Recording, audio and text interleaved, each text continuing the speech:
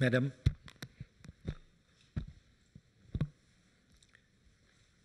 earlier in this debate, Minister Gan Kim Yong announced that a national conversation will be entered into over the next few months to draw up a national action plan for successful aging. Issues in lifelong learning, in employment, in volunteerism, in urban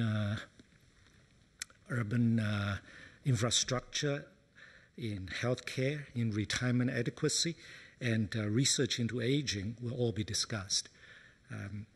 I wish the Minister every success in this important undertaking. In this connection, the Minister also called for a change of mindset, quote, from worrying about the challenges that come from aging to celebrating longevity, unquote. This is welcome.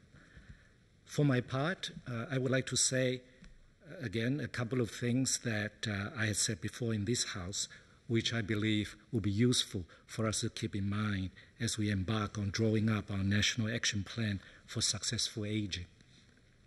First, in addition to the challenges it presents, the aging of our population also gives us opportunities as a nation to invest in the human capital of our senior citizens for great social returns.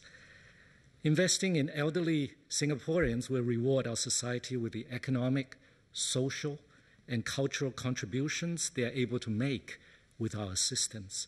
It will also enable us to be inclusive, which is the basis of community and social cohesion.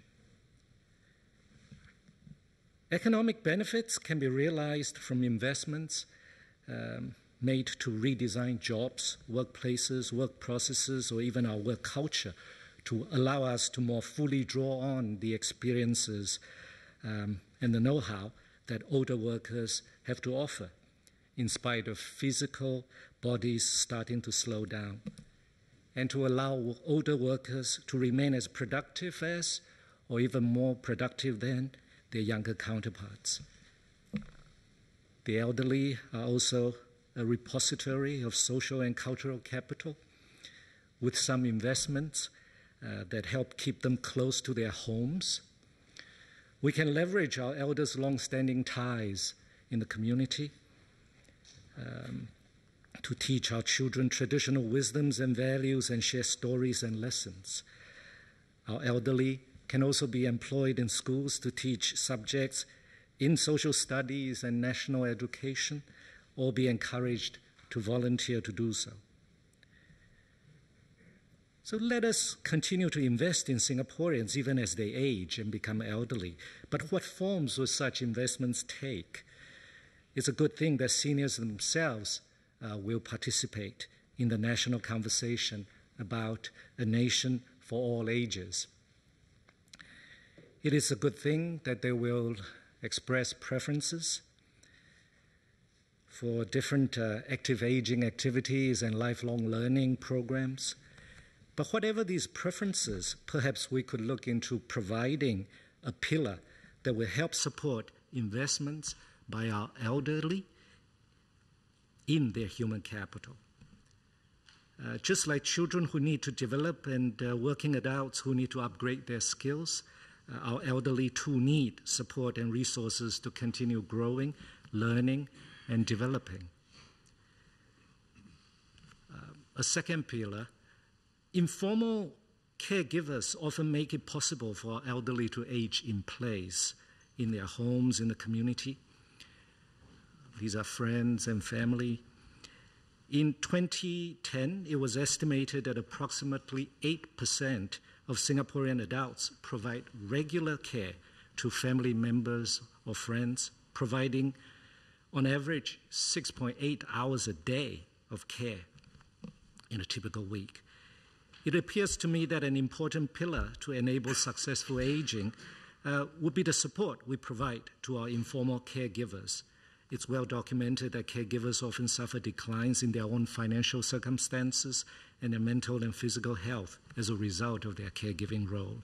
So as other members have suggested, Support may take the form of leave for the informal caregivers, or the right to ask for flexible work arrangements, or CPF top-ups, not because we want to monetize the act of caring for their loved ones, but really to help ease some of the financial strains that may arise from their taking on such informal caregiving arrangements.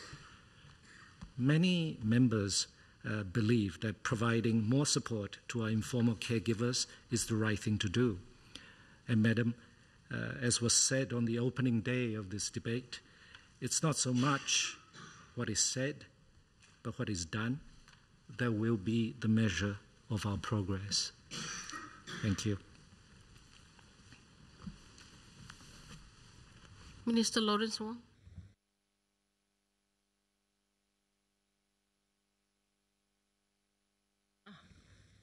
Mr. Cedric Foo.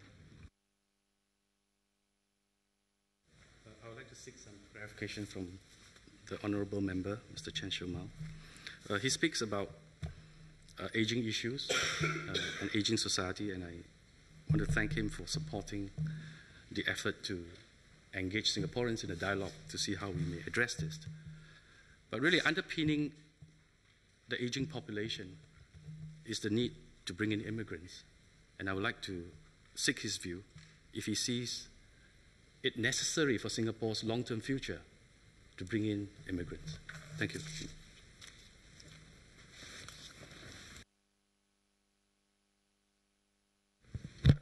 Madam, I believe our focus should be on the growing of a resident workforce. That includes the elderly workers whom we can help to participate more in our economy.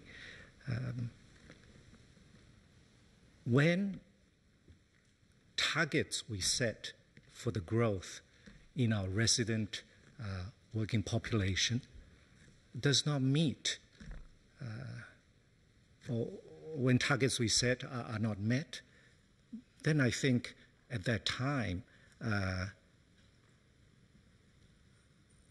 foreign workers the number of foreign workers may be increased so that